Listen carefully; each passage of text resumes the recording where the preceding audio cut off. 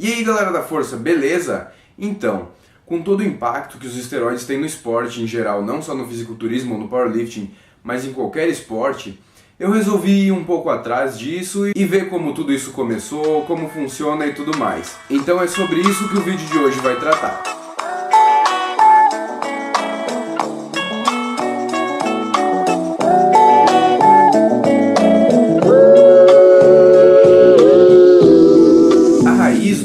É tão antiga quanto o esporte em geral. Os primeiros vestígios de uso datam já dos gregos antigos das primeiras Olimpíadas, que consumiam testículos crus de animais, mesmo sem saber o que era testosterona, o que continha no testículo, mas eles percebiam que esse consumo aprimorava a performance deles nos esportes. Só em 1849 foram descobrir o que de fato era testosterona e conseguiram trabalhar com algo nesse sentido.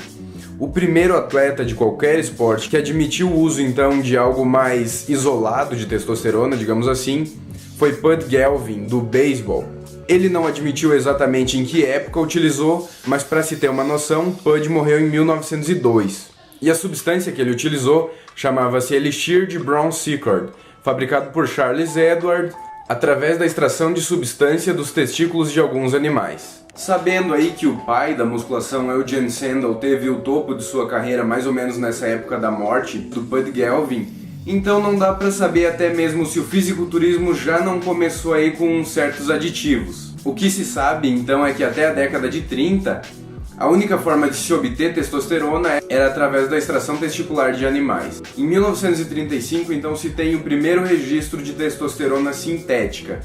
Ou seja, quando as principais competições como Mr. América, Mr. Universo começaram, a testosterona já estava bem estudada, sendo que esse período de 1849 até 1930 foi um período de muitas pesquisas nesse sentido. Porém, o uso de testosterona começou a se espalhar a partir de 1945, com a publicação do livro The Male Hormone, que significa então o hormônio masculino. Foi a partir daí que os fisiculturistas começaram a conhecer em maior escala, o público em geral começou a conhecer os efeitos e a forma de funcionamento da testosterona. Porém, antes disso já estava disponível principalmente no meio científico, então é muito provável que já antes havia o uso aí por parte de algumas figuras mais importantes e famosas dentro do fisiculturismo, como é o caso do Charles Atlas, que foi o cara da musculação aí entre 1930 e 1940. O primeiro fisiculturista a admitir o uso de testosterona foi John Grimek, vencedor do primeiro Mr. Universo em 1948. Porém, o que fez um diferencial grande, que deu para perceber um aumento de verdade no volume muscular, no aspecto dos atletas, foi quando surgiu o Dianabol aí em 1958. A partir desse ponto a gente pode perceber uma evolução muito grande nos atletas, como é o caso do Larry Scott, vencedor do primeiro Mr. Olympia em 1965, sendo que o Larry admitiu o uso de Dianabol. Ainda na questão do Dianabol misturado com a testosterona, foi o que de fato fez a diferença nos esportes, de certa forma até influenciando aí o início dos testes de antidoping nas Olimpíadas, que começaram só em 1967. Antes, somente com o uso de testosterona, isso o pessoal pode perceber ainda atualmente, que só com o uso de um ester de testosterona, seja propionato, por exemplo, não se tem aquele diferencial. Porém, com a mistura de drogas, sim, começa a fazer uma diferença maior. Então foi o que de fato começou a alavancar e começou a dar muita diferença, principalmente nas Olimpíadas. A partir dos anos 60 até mais ou menos a metade dos anos 80, foi onde a gente teve esse boom das drogas, foi onde começou a aumentar gradualmente o surgimento de novas drogas, o conhecimento maior tanto por parte de atletas, por parte do público em geral. E foi aí que cada vez os atletas do fisiculturismo principalmente foram ficando maiores. Até que, ao meu ponto de vista, foi em 1993 quando se começou a perder o controle, quando Dorian Yates apareceu com aquele barrigão, com um volume muscular absurdo, isso por conta do uso de GH combinado com insulina. A história do GH é um tanto quanto longa, então eu vou contar no próximo domingo, eu vou utilizar os domingos para fazer então vídeos sobre hormônios e suplementos. Por isso, quem quiser acompanhar o vídeo do domingo que vem, já se inscreve aqui no canal, ativa o sininho. Lembrando que atualmente a gente está tendo vídeo todos os dias aí, ainda estou organizando os temas de cada dia, mas a princípio é para organizar em uma forma de rotina. Eu já sei que nas segundas-feiras vai ser atualização sobre o projeto.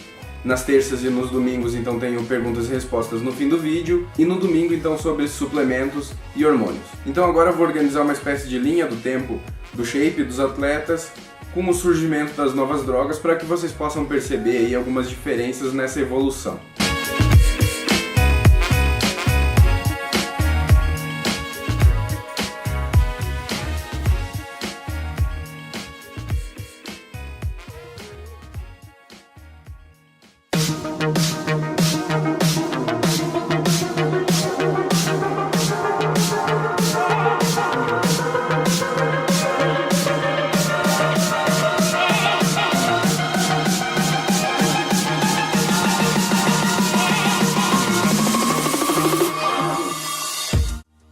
E agora então a parte das perguntas e respostas.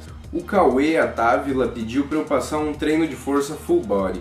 Então eu não acho que um treino de força full body seja muito benéfico para o ganho de força, porque normalmente os treinos de força têm uma característica de volume mais baixo, e se tu vai fazer um exercício por grupo muscular, tu já tem um volume muito grande.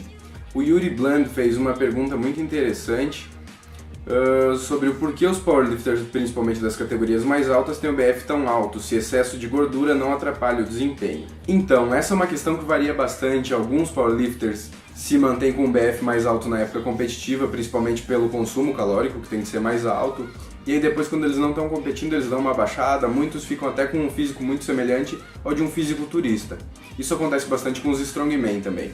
Quanto à questão de atrapalhar o desempenho, não é tanto assim. O percentual de gordura costuma atrapalhar a produção natural de hormônios, mas dificilmente um powerlifter de alto nível, de categoria mais alta, não faz o uso de hormônio sintético. O JPB perguntou o que eu acho do método de treino PHAT, PHAT, que é o treinamento de força e hipertrofia do Layne Norton. Então, é um método interessante, criado por um cara muito fera. E método de treino é aquele negócio, funciona legal para uma pessoa, não funciona tão legal para outra, então a única coisa que eu posso dizer assim é testa. Se funcionar legal para ti, ótimo, se não funcionar, busca outro. E se eu não me engano aqui, então as perguntas do vídeo de hoje são essas. Quem gostou, peço que deixe aquele joinha e se inscreva no canal. Valeu!